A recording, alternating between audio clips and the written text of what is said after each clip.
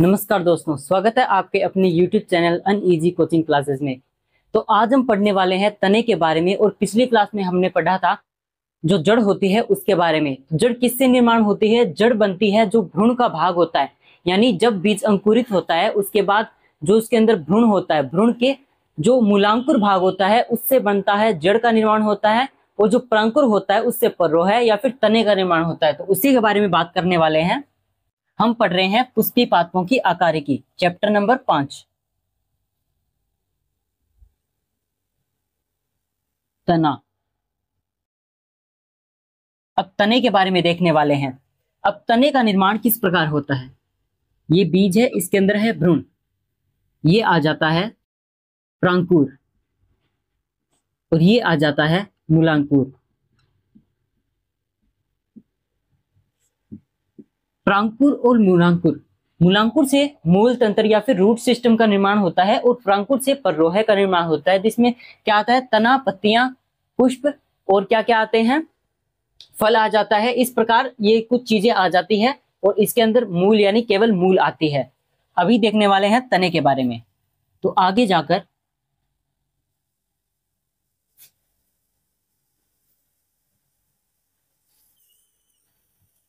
जैसे ये जड़ हो गई, अब यहां निर्माण होता है तने का।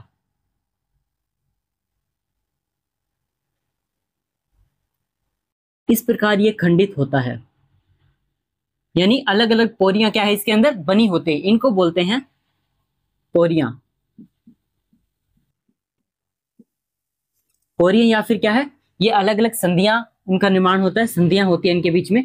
ये आ जाती है पार्श्व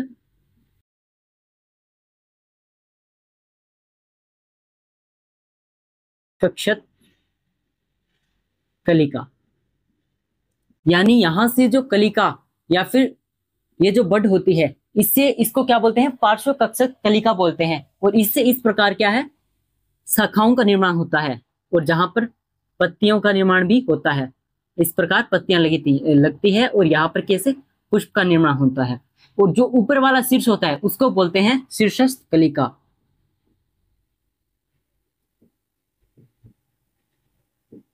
शीर्षस्थ कलिका, यानी ये क्या निर्माण करती है? शीर्षस्थ कलिका का मुख्य कार्य होता है जो तने को या फिर वृक्ष को या फिर पौधे को आगे तक वृद्धि कराए रखना। ये आगे तक वृद्धि कराती है। और ये जो पार्श्व कलिकाएं होती हैं इनसे क्या है? शाखाओं का निर्माण होता है। जो शाखाएं निर्माण बनती है यानी निर्मित होती है, वो शाखाएं किनसे बनती है? इन पार्श्व कलिकाओं से बनती है।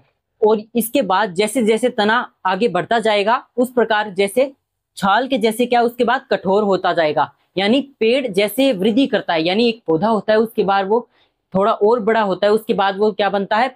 उस प्रकार वृक्ष बनता है। और वृक्ष की क्या जो छाल होती है बाहर वाली, यानी वही क्या होती है? मृत कोशिकाएं होती है। और वो किसके बाहर होती है? तने के बाहर। तो तना कठोर व दृढ़ हो जाता है जब वृक्ष बन जाता है या फिर बहुत ज्यादा मजबूत हो जाता है उसके बाद। तो इस प्रकार तने का विकास होता है।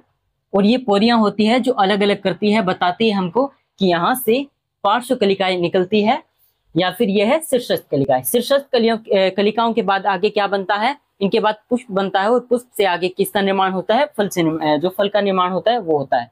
इस प्रकार हमने तने की जो संरचना है उसको देख लिया है कि तना इस प्रकार का होता है। अभी हम देखने वाले हैं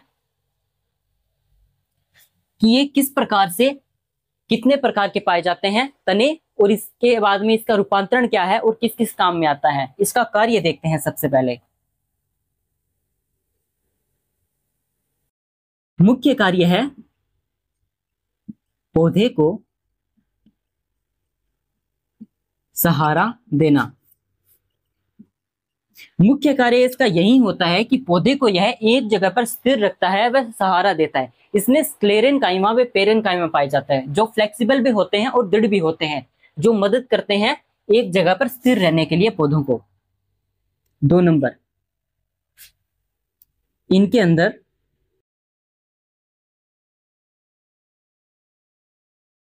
कुछ मात्रा में क्लोरोफिल भी पाया जाता है।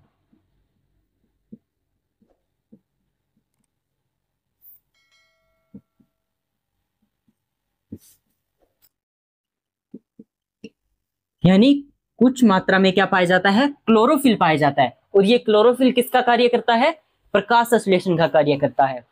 तो इस प्रकार क्लोरोफिल भी पाया जाता है। अन्य हमने देख लिया कि ये सहारा भी देता है और सुरक्षा भी प्रदान करता है। अब सुरक्षा कैसे, वो आगे रूपांतरण में देखते हैं कि सुरक्षा किस प्रकार प्रदान करता है।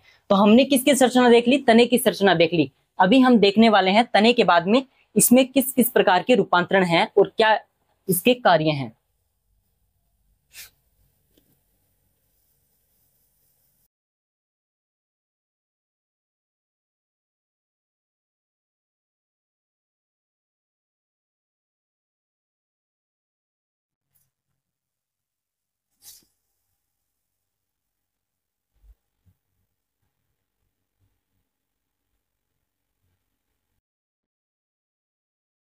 भोजन के रूप में, यानी कुछ तने ऐसे होते हैं जो भोजन के रूप में या फिर भोज्य पदार्थों को अपने अंदर क्या रखते हैं, संचित रखते हैं। जैसे आलू हो गया, अदरक हो गया,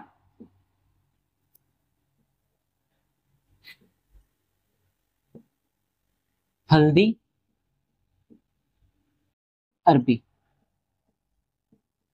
ये सभी जो आपको दिख रहे हैं ये क्या है, ये जड़ नहीं होती बल्कि ये होते हैं तने। यानी ये तने किसको रखते हैं संचित, भोजन को संचित रखते हैं पौधों के लिए बाद में। तो इस प्रकार ये रूपांतरण किसमें काम आता है, भोजन को संचित रखने के लिए। नेक्स्ट देखते हैं सुरक्षा के लिए।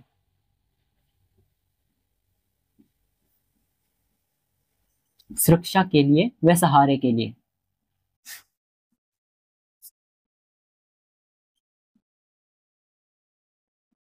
सुरक्षा की बात करें तो कुछ में पाए जाते हैं, यानी जो तना होता है, तने की पार्श्व कलिकाएं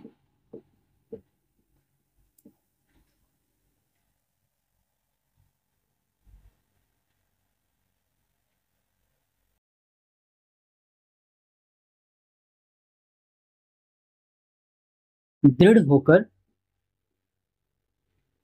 कांटे का निर्माण करती है, कांटे या सूल का निर्माण करती है।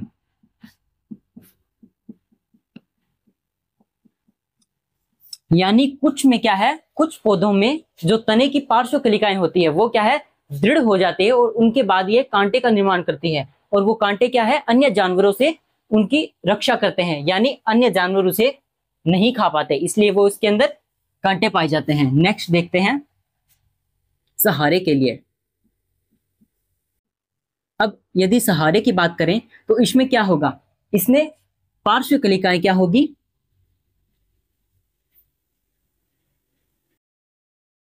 पार्श्व कलिकाएं आगे बढ़कर क्या निर्माण करती है, प्रतान का। और ये प्रतान सभी क्या है, कुकुरबिटेसी। यानी जो कुकुरबिटेसी फैमिली होती है उसमें जैसे घिया, खीरा, तरबूज, ये सभी किसमें आ जाते हैं, कुकुरबिटेसी में आ जाते हैं। और इनमें पाया जाता है प्रतान। जैसे ये कोई कुकुरबिटेसी का क्या है, प्लांट है, यानी इनकी बेल लगती है ज्यादातर। तो इनको ऊपर चढ़ने के लिए यहां पर क्या है, इस प्रकार के स्प्रिंग जैसे क्या है, प्रतान बनते हैं। और ये प्रतान अन्य वृक्ष पर चढ़ने के लिए या फिर अन्य किसी दीवार पर चढ़ने के लिए इनको क्या है, सहारा प्रदान करते हैं, ताकि ये ऊंची शाखा तो मतलब जो ऊंची होती है शाखाएं वहां तक बढ़ सके या फिर ऊंचाई तक ऊपर जा सके। तो यही इनका मुख्य कार्य होता है, सहारे के लिए या फिर प्रतान बनाते हैं। नेक्स्ट देखते हैं स्ट्रॉबेरी व घासों में। जो स्ट्रॉबेरी व अन्य घासें होती है उनमें क्या होता है, उनमें पाया जाता है कि ये क्या है,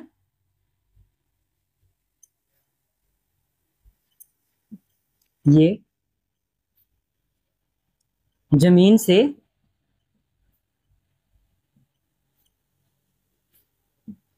एक के बाद एक फैलती जाती है।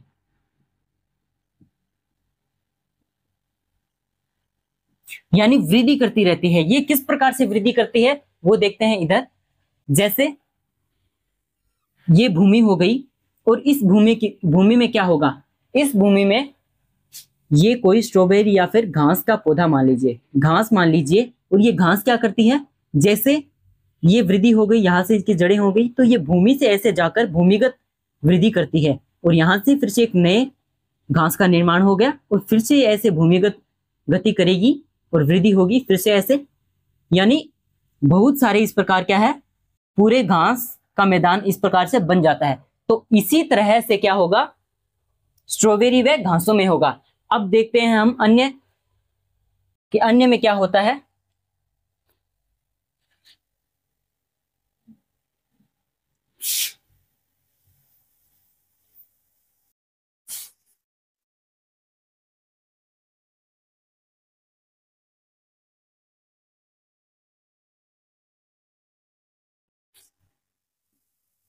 जलकुंभी या आइकोर्निया। अब ये जलकुंभी व आइकोर्निया क्या है, इसको बंगाल का आंतक भी बोला जाता है। क्यों बोला जाता है वो अभी देखने वाले हैं। जो ये आइकोर्निया होता है वो इस प्रकार से, ये जल की ये तालाब मान लीजिए और इस तालाब में क्या है, इस प्रकार से इसमें पुष्प लगते हैं। यानी सुंदर पुष्प के लिए इनको लाया गया था भारत में और यह फिर क्या है, बांग्लादेश में, यानी सॉरी जो बंगाल है वहां पर इसको क्या है, उनकी रिवर्स में उगा दिया गया और जिसके कारण क्या हो गए, वहां पर ये बहुत संख्या में फैल गए। क्यों फैल गए वो भी देख रहे हैं। इस प्रकार से इसके अंदर क्या है, एक गुच्छा ऊपर पत्तियों का पाया जाता है और नीचे जड़ का गुच्छा पाया जाता है और इसके अंदर ये तना क्या है, इसी प्रकार जैसे हमने किसमें भूमिगत तना जा रहा था, किसके अंदर, स्ट्रॉबेरी के अंदर, इसी प्रकार से इसमें भी फैलता जाता है। फिर इस प्रकार से यहाँ पर नया आइकोर्निया बना, फिर ऐसे नया बन गया, इस प्रकार से ऐसे बनते रहे और क्या है, ये पूरे वाटर पर ऊपर सरफेस पर क्या है, फैल गए। और इसी के कारण क्या हो गया, नीचे रहने वाले जीव जंतु है, यानी जो जल में रहने वाले जीव जंतु जैसे मछलियां फिर अन्य प्राणी हैं, उन पर क्या है, इनका बुरा प्रभाव पड़ा। कैसे, इन पर बुरा प्रभाव कैसे पड़ा, क्योंकि वहां तक क्या है, इनको आवश्यक रूप से ना तो ऑक्सीजन मिल पा रही थी क्योंकि सारी ऑक्सीजन ये ले रहे थे, और इसके बाद ना ही इनको प्रकाश मिल रहा था, और अन्य इनका बायोमास के कारण क्या है, अधिक दूषित होता जा रहा था जल। इसी की वजह से बहुत सारे जलीय जीव मर गए। इसीलिए इसको बंगाल का आंतक बोलते हैं, क्योंकि बहुत ज्यादा संख्या में फैल गए और नदियों के या फिर जल के तालाबों के सभी जो जीव थे वो मरने लग गए। तो इस प्रकार जलकुंभी व आइकोर्निया में भी क्या है, तने का इस प्रकार रूपांतरण होता जाता है और ये आगे बढ़कर ऐसे निर्माण करते जाते हैं। अन्य देखते हैं हम, जैसे कुछ मरूदबीज जो पादप होते हैं उनमें क्या होता है, मरूदबीज अनुकूलन। अब ये मरूदबीज अनुकूलन यानी मरुस्थलीय इलाकों में पाए जाने वाले पौधे, तो इनमें क्या पाया जाता है, इनमें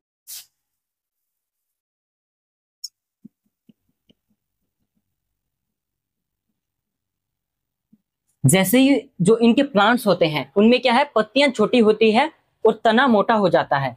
तना क्या है, चपटा व मांसल क्या है, मोटा हो जाता है, जिससे इसके ऊपर क्या है, अधिक से अधिक क्लोरोफिल पाया जाता है, जिससे प्रकाश संश्लेषण भी अधिक कर पाते हैं। और साथ में पत्तियां छोटी होने के कारण इनमें जल की हानि कम होती है और ये भोजन को अधिक संचित कर पाते हैं। तो इसीलिए मरूदबीज जो पादप पाए जाते हैं उनमें जो तना होता है रूपांतरित होकर एक पूरी बड़ी सारी मासल संरचना बनाता है, जो किसका भोजन का संचय रखती है, वह जल का संचय रखती है अपने अंदर और साथ में प्रकाश संश्लेषण भी करती है। तो ये मरूदबीज अनुकूलन हो गया। इसके अंदर क्या आ जाएगी, नागफनी आ गए या फिर कैक्टस आ गए, वो सभी इसके अंदर आते हैं। और बात करते हैं तने के बारे में। तने का मुख्य कार्य क्या है, सहारा देना। और तने के बाद जो पत्तियां लगती है वो किससे लगती है, पत्तियां शाखाओं से। और वो शाखाएं कहाँ पर निर्माण होती है, जो शाखाएं होती है वो बनती है पार्श्व कलिकाओं से। और पार्श्व कलिकाओं से और क्या क्या निर्माण होता है, बड्स निर्माण होते हैं और प्रतान भी निर्माण होते हैं। और शीर्ष कलिका किसमें काम आती है, आगे पौधे को वृद्धि करने में, तथा साथ में क्या होता है उसके अंदर आगे फल व फूल बनने के लिए। इसी प्रकार तने का रूपांतरित होता जाता है और तने के बारे में हमने पूरी जानकारी ले ली है। तो अगली क्लास में हम पढ़ने वाले हैं पत्ती के बारे में, यानी पत्ती किस किस प्रकार की पाई जाती है और पत्तियों का क्या रूपांतरण है और पत्तियां किस रूप में कार्य करती है, ये सभी देखने वाले हैं। तो मिलते हैं नेक्स्ट क्लास में, तब तक के लिए जुड़े रहें हमारे साथ। धन्यवाद।